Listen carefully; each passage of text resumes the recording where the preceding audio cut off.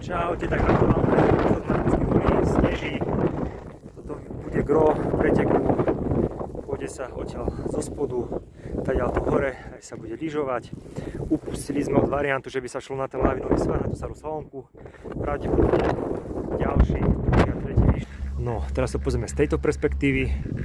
Lyžujeme a šlapeme po tejto zjazdovke a plánujeme vysokou pravdepodobnosťou po pravej strane popri lese sa spustiť dole a výšľap bude v lese. Ideme si to pozrieť.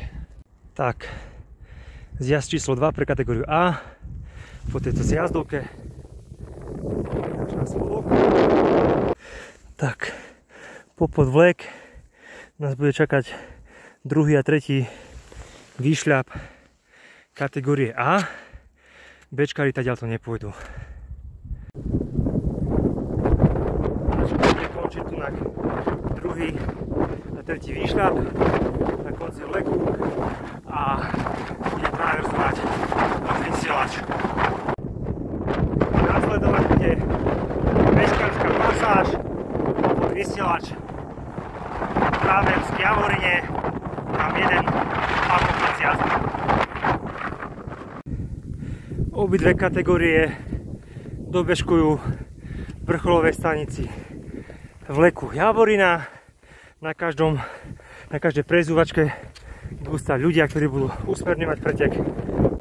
Na Javorine budú lyžovať obidve kategórie, veľmi mierny svah, tvrdý podklad, na to nafúkaný čerstvý sneh. Lepší lyžiari pri dobrej viditeľnosti šusom.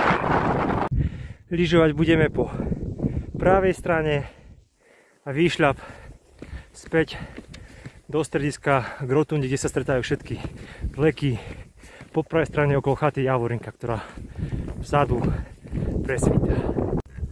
Posledné kolo všetky kategórie sa spustia z vrchu dole. V tomto mieste približne si spravia depo a cieľ bude na tejto úrovni pri 3. stožiari, aby ste mali potom následne z cieľa 400 metrov na vyhodnotenie a na obed.